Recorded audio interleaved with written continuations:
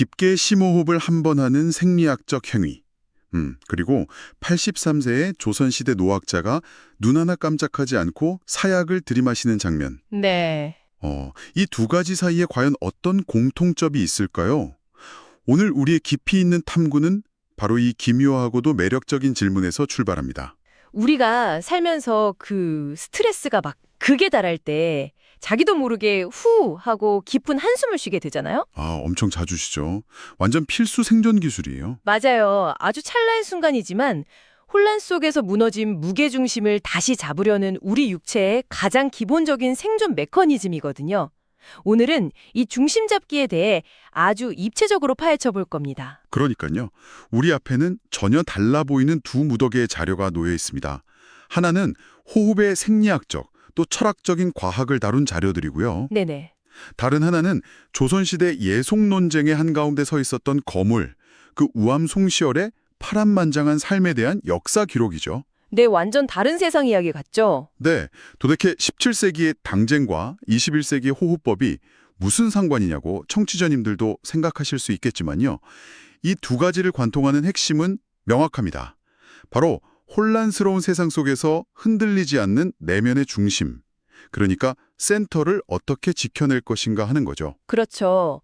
육체적인 중심은 호흡을 통해 잡고 또 철학적인 중심은 신념을 통해 지켜내는 거니까요. 맞습니다.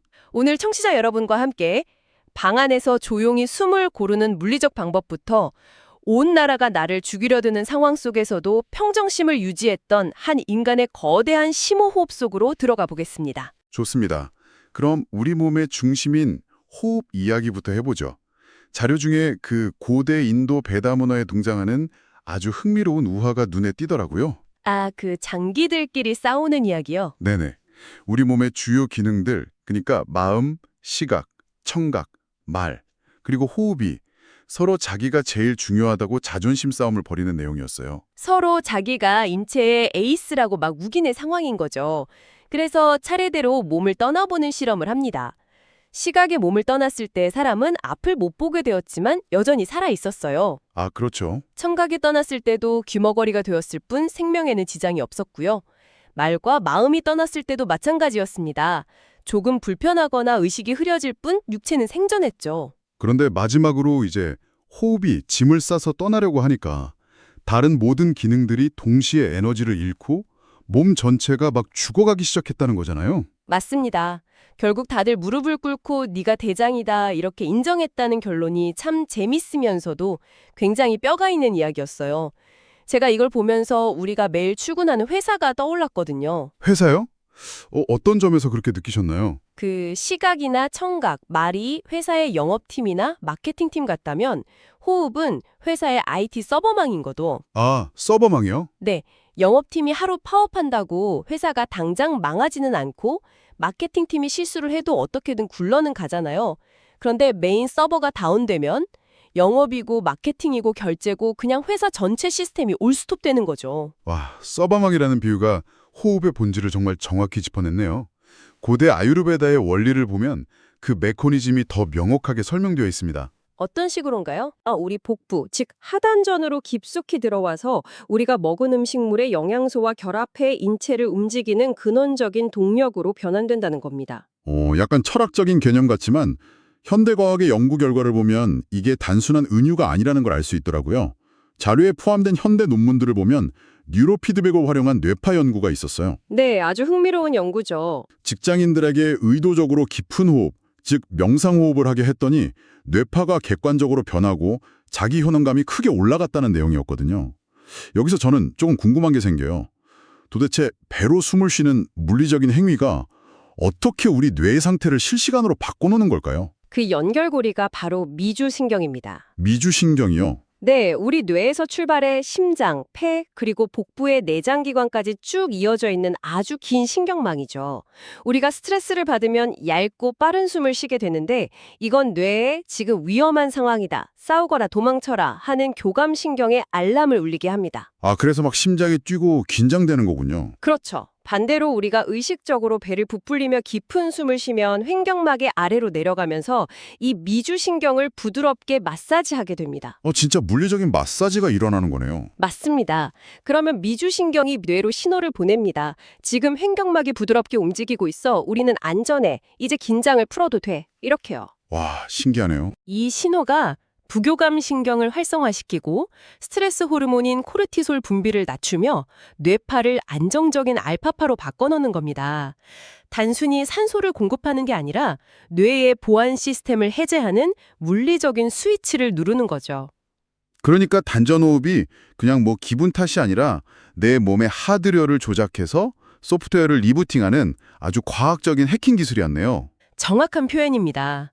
그렇다면 이 서버망을 안정적으로 관리하는 구체적인 방법, 즉 단전호흡을 어떻게 제대로 할 수 있을까요? 자료에 보면 불교적 관점에서 본 단전호흡의 3가지 핵심 의미가 나오더라고요. 네, 첫 번째가 바로 하심입니다. 말 그대로 마음을 아래로 내린다는 뜻이죠. 우리가 화가 나거나 스트레스를 받으면 흔히 열받는다, 피가 거꾸로 솟는다 이렇게 말하잖아요. 네네, 뚜껑 열린다고도 하죠. 실제로 상체와 머리로 열과 에너지가 치솟습니다. 이걸 배꼽 아래 3에서 5cm 부위인 단전으로 무겁게 툭 떨어뜨리는 실천이 바로 하심입니다. 물리적인 중심을 낮춤으로써 심리적인 겸손과 안정을 찾는 거군요. 맞습니다. 그리고 두 번째가 지관이었죠. 마음을 단전이라는 한 곳에 딱 묶어두고 거기서 일어나는 미세한 기운의 변화를 고요히 알아차리는 훈련입니다. 지관. 그리고 3번째가 그렇게 중심이 잡히고 고요해졌을 때 비로소 내면의 밝은 지혜가 드러난다는 자성의 발견이었어요. 그런데 구체적인 실천법을 보다가 제가 좀 딜레마에 빠졌어요. 딜레마요? 어떤 부분에서요? 호흡을 할 때 반드시 지켜야 할 산모의 원칙이 있잖아요. 소리가 나지 않아야 한다는 무성, 숨이 막히거나 걸리지 않아야 한다는 무체, 그리고 억지로 강하게 하지 않아야 한다는 무강. 네, 아주 중요한 원칙들이죠. 근데 솔직히 청취자님도 공감하시겠지만 이 바쁜 현대 사회에서 가부좌를 틀고 앉아서 소리를 내면 안 돼, 숨이 막히게 해선 안 돼, 억지로 길게 늘려서도 안 돼, 이렇게 의식하고 막 통제하려고 하면 오히려 그 생각 자체가 스트레스가 되지 않을까요? 그렇죠.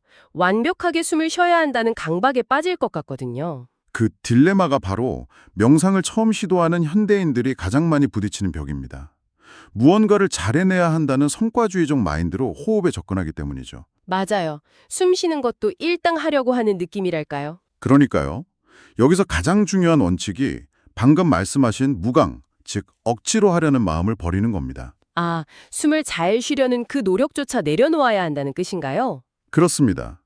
호흡이 짧으면 짧은 대로, 거칠면 거친 대로 그냥 내버려두면서 관찰만 하는 겁니다. 지금 내 숨이 얕구나 하고 알아차리기만 해도 우리 뇌는 이완의 상태로 들어갑니다. 그냥 있는 그대로 두는 거군요. 네, 완벽한 단전호흡을 만들어내려는 욕심 자체가 우리가 배 아래로 떨어뜨려야 할 번뇌인 거죠. 물 흐르듯 내버려두는 그 과정 자체를 수용할 때 비로소 현대인의 강박을 내려놓는 바른 집중의 상태로 들어가게 됩니다. 완벽해지려는 그 집착조차 단전으로 툭 떨어뜨려라. 정말 멋진 말이네요. 자, 이렇게 조용한 방 안에서 가만히 앉아 내면의 중심을 다스리는 법을 알아봤다면 이제 이 평정심을 거대한 외부의 위기 속으로 가져가서 테스트해 볼 차례입니다. 네, 드디어 역사 이야기로 넘어가네요. 맞습니다. 온 세상이 나를 향해 칼끝을 겨누고 있고 목숨이 왔다 갔다 하는 상황에서도 이 중심을 지킬 수 있을까요? 여기서 우리는 역사의 현장으로 넘어갑니다. 바로 조선 후기의 대학자 송시열과 예송 논쟁입니다. 차례죠. 효정이 서거한 후 계모인 자외대비가 상복을 1년을 입어야 하는가 아니면 3년을 입어야 하는가를 두고 서인과 남인 사이에 치열한 예속 논쟁이 벌어집니다. 제가 이 자료를 보면서 처음 든 생각은 솔직히 이게 도대체 무슨 코미디인가 했어요. 코미디요? 네, 현대인의 시각에서 보면 마치 장례식장에 검은색 넥타이를 매야 하냐, 회색 넥타이를 매야 하냐 이런 드레스 코드를 두고 나라 전체가 두 쪽으로 찢어져서 피 터지게 싸운 기괴한 패션 논쟁처럼 보이거든요. 겉으로만 보면 충분히 그렇게 보일 수 있죠. 그런데 기록을 파고들수록 이게 단순한 예절 문제가 아니라는 걸 알게 됐습니다. 네, 표면적으로는 상복을 입는 기간의 문제였지만 본질은 종통, 즉 왕위 계승의 헌법적 정당성을 다투는 어마어마한 위기였습니다. 송시열이 이끌던 서인은 성리학의 절대 원칙인 주자가래에 따라 효종이 차남이므로 장남이 아닌 차남의 예에 맞춰 일년복을 입어야 한다고 주장했습니다. 반면에 남인 쪽은 달랐죠. 네, 남인의 허목과 윤유은 비록 차남으로 태어났더라도 왕위를 계승했으니 장남과 똑같이 3년복을 입어야 한다고 맞섰죠. 아, 잠깐만요. 이 부분에서 저희가 확실히 짚고 넘어갈 게 있습니다. 청취자님들, 지금 저희가 서인과 남인의 치열한 정치적 갈등을 이야기하고 있는데요. 저희가 이 탐구를 통해 어느 한쪽 당파가 역사적으로 옳았다고 지지하거나 정당화하려는 건 전혀 아닙니다. 네, 그 점은 아주 명확하죠. 이 방송은 조선시대 당쟁에서 편을 가르자는 게 아니라 이 거대한 위기 속에서 각각의 철학이 어떻게 충돌했는지 그 사상적 DNA만을 객관적으로 들여다보고 있다는 점을 꼭 염두에 두시면 좋겠습니다. 아주 중요한 포인트입니다. 누가 선이고 악이냐의 문제가 아니라 유교국가였던 조선에서 법과 원칙을 어떤 기준으로 해석할 것인가에 대한 철학적 충돌이었습니다. 남인은 왕이라는 특수성을 강조해 원칙을 유연하게 적용하려 했고 서인인 송시열은 왕이라 할지라도 천하의 보편적인 원칙 앞에서는 예외가 될 수 없다는 깐깐한 입장을 고수했던 거죠. 그 깐깐함의 중심에 송시열의 이기론이라는 철학이 굳건하게 자리 잡고 있더라고요. 자료를 읽으면서 이 개념을 어떻게 이해하면 좋을까 고민해봤는데 앞서 이야기한 IT 서버망에 다시 빗대보면 어떨까 싶어요. 오, 이번에 어떻게 연결되나요? 그 세상의 변하는 현상과 물질을 뜻하는 기운할 때 기죠. 그 기가 우리가 쓰는 수많은 어플리케이션과 스마트폰 화면이라면 보편적이고 절대적인 진리를 뜻하는 이치할 때 이죠. 그 이는 결코 변하지 않는 핵심 운영체제, 즉 근본 OS 코드가 아닐까 생각했거든요. 야, 아주 훌륭한 접근입니다. 송시열은 세상의 변화무쌍한 기가 아무리 거세게 요동쳐도 근본적인 우주의 원리인 이가 세상을 주재해야 한다고 굳게 믿었습니다. 정치적 상황이나 권력의 입맛에 따라 법과 원칙을 이리저리 바꾸는 건 그에게 상상할 수 없는 일이었죠. 왕조차도 우주의 보편타당한 진리 아래에 있어야 한다는 거군요. 맞습니다. 그런데 그 원칙을 향한 집착이 낳은 아주 충격적인 에피소드가 하나 있잖아요. 평생을 학문적으로 교류하며 지냈던 베스트 프렌드 윤유와의 절교 사건이요. 아, 그 유명한 사문난적 사건이죠. 네네. 윤유가 주자의 해석에 대해 주자도 사람인데 틀릴 수 있지 않느냐, 다르게 해석해 볼 수 있다 이렇게 하니까 송시열이 그를 사문난적, 즉 학문과 진리의 근간을 뒤흔드는 반역자라고 비난하면서 평생 연을 끊어버립니다. 네, 정말 단호했죠. 솔직히 요즘 말로 치면 극단적인 캔슬 컬처 같아 보이기도 해요. 내 사상과 1mm라도 다르면 너는 영원히 아웃이야 하는 융통성 제로의 무서운 꼰대처럼 느껴지거든요. 그렇게 보일 수밖에 없습니다. 그의 철학은 타협을 모르는 칼날 같았으니까요. 그런데 여기서 우리는 잔류 속에 숨겨진 가장 흥미롭고 모순적인 진실과 마주하게 됩니다. 진실이요? 이토록 고루하고 막힌 보수주의자처럼 보이는 송시열이 사실 당시 조선 사회에서는 상상도 할 수 없었던 파격적인 진보적 정책들을 강력하게 밀어붙였다는 사실 말입니다. 아, 저도 이 부분에서 정말 뒤통수를 세게 맞은 기분이었어요. 아니, 평생 성리학 원칙만 파고던 보수 끝판왕 학자가 서울에 대한 차별 제도를 철폐하고 양민이 억울하게 노비가 되는 것을 막기 위해 노비종모법 철폐에 앞장섭니다. 네, 거기서 끝이 아니죠. 결정적으로 양반들에게도 평민과 똑같이 세금, 그러니까 군포를 내게 하는 호포제를 강력하게 주장했어요. 왜 특권층만 세금을 안 내냐? 양반도 똑같이 내라 이렇게 외친 거잖아요. 심지어 여성 문제에 있어서도 당대의 시각을 훌쩍 뛰어넘습니다. 여성을 억압하고 한글을 암클이라 부르며 천대하던 시대에 그는 자신의 딸과 며느리, 여성들을 위해 직접 사서삼경을 한글로 번역해 개녀서를 지어보냅니다. 와, 진짜요? 네, 성별과 상관없이 여성에게도 인간으로서 진리를 배울 권리와 의무가 있다고 본 것이죠. 아니, 극단적인 꼰대인 줄 알았는데 정책만 딱 떼어놓고 보면 거의 혁명가 수준인데요? 이 엄청난 모순을 어떻게 하나로 연결할 수 있을까요? 그게 바로 앞서 말씀드린 송시열의 운영체제, 이해 철학과 연결해보면 모든 의문이 풀립니다. 그에게 진리와 예의, 즉 이는 양반이든 노비든 남성이든 여성이든 껍데기에 구애받지 않고 평등하게 적용되어야 하는 보편타당한 가치였습니다. 아, 신분이나 성별이라는 길에 흔들리지 않는 절대적인 이런 거군요. 맞습니다. 양반이라고 세금을 안 내는 건 보편적 원칙에 어긋나는 불이이고 여성이나 서열이라고 진리를 배울 수 없는 것도 원칙에 어긋나는 것이죠. 아, 유력하네요, 진짜. 그러니까 그가 파격적으로 진보적이었던 이유는 그가 막 시대를 앞서가려고 해서가 아니라 오히려 원칙을 너무나도 완벽하게 지키려고 했기 때문이었군요. 정확합니다. 왕조차도 예외가 될 수 없고 노비와 여성도 예외가 될 수 없다.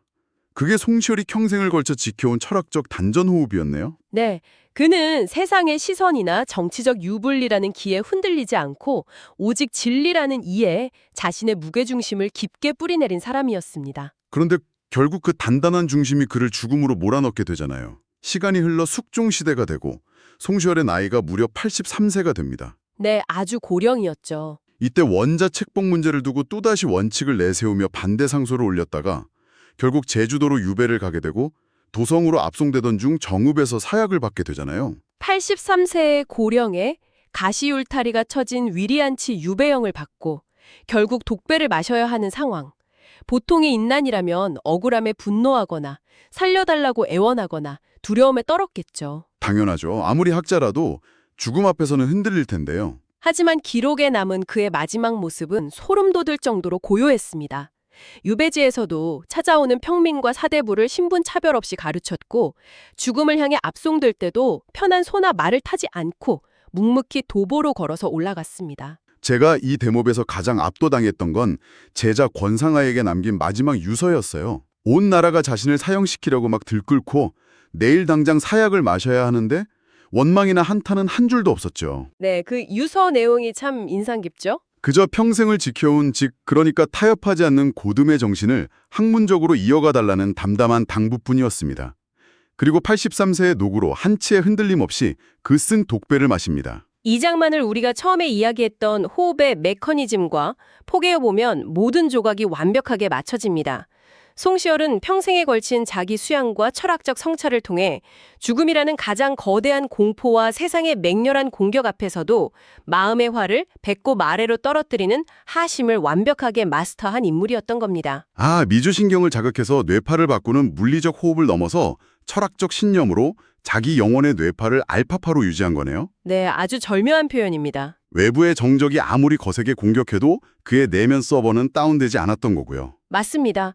상황이 변해도 변하지 않는 진리, 그 중심점인 단전에 온 에너지를 모아두었기에 그는 독배 앞에서도 옅은 숨을 몰아쉬지 않고 아주 깊고 평온한 호흡을 유지할 수 있었습니다. 자, 오늘 우리는 참으로 길고도 깊은 탐구를 해봤습니다. 스트레스를 받을 때 횡격막을 내려 미주신경을 마사지하고 뇌를 진정시키는 물리적인 단전호흡부터 400년 전 조선의 살벌한 정치판 한가운데서 자신만의 철학적 원칙을 무기로 끝끝내 중심을 지켜낸 83세 노학자의 거대한 호흡까지 말이죠. 물리적이든 철학적이든 결국 핵심은 하나입니다. 밖으로 향해 있는 시선을 거두고 머리로 치솟는 열기를 바닥으로 떨어뜨려 흔들리지 않는 나만의 코어에 집중하는 것. 그것이 혼란 속에서 우리를 지켜주는 가장 강력한 생존 기술일 겁니다. 네, 오늘 이 묵직한 이야기들을 들으시면서 청취자 여러분도 많은 생각이 드셨을 텐데요. 마지막으로 청취자님께 꼭 던지고 싶은 질문이 있습니다. 정보의 홍수 속에서 매일 크고 작은 직장 내 혹은 인간관계 속의 예속 논쟁을 겪으며 숨막히는 하루를 보내고 계실 당신.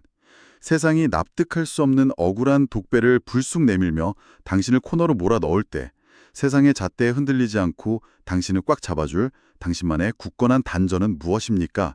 오늘 하루 눈을 감고 배를 깊게 부풀려 아주 천천히 숨을 한번 들이마셔보며 당신 내면의 가장 깊은 곳에서 그 답을 찾아보시길 바랍니다.